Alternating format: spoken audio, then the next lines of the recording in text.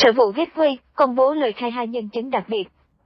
Tại phần xét hỏi vụ án cháu Lê Hoàng Lợi, sinh ngày 13 tháng 6 năm 2013, trú tại phố Trung Hòa, quận Cầu Giấy, học sinh lớp 1 Tokyo, trường GateWay, tử vong do bị bỏ quên trên xe đưa đón, hội đồng xét xử đã công bố lời khai hai nhân chứng đặc biệt.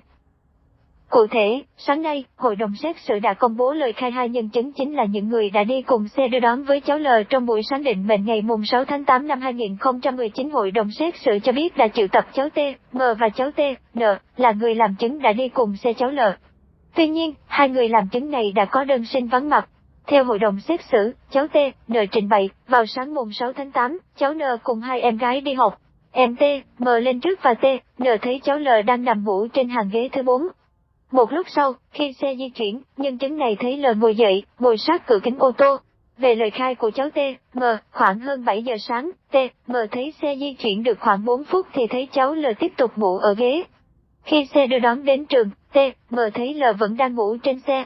Chiều cùng ngày, khi tan học, T, M cùng các bạn ra xe đợi khoảng 10 phút thì không thấy bạn L tập trung về đây. Trước đó, cũng tại phiên tòa sáng nay, bị cáo Nguyễn Bích Quy xác nhận ở thời điểm đón cháu L, bà Quy thấy cháu khỏe mạnh, tỉnh táo lúc đó, cháu khỏe mạnh bình thường và tự lên xe. Cháu ngồi hàng ghế thứ 4, từ trên xuống, ngồi gần cửa sổ, đeo ba lô màu đỏ quai xanh, bị cáo Quy trình bày. Trong khi đó, khi báo trước tòa, bị cáo Doãn Quý Phiến cho rằng nhiệm vụ của mình chỉ là đi theo cung đường đưa đón học sinh. Việc ai nghỉ, ai vắng hoàn toàn là công việc của bà Quy. Vắng ai thì bà Quy sẽ thông báo.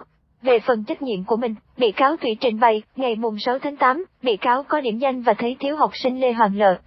Tuy nhiên, Thủy đã không điền sĩ số thực tế ở lớp học lên bảng hôm đó, tôi sang nhờ giáo viên khác hướng dẫn sử dụng phần mềm quản lý. Không nhờ được, tôi đã nhờ người giáo vụ cập nhật sĩ số lên hệ thống giúp, bị cáo Thủy khai. Nguyễn Trường,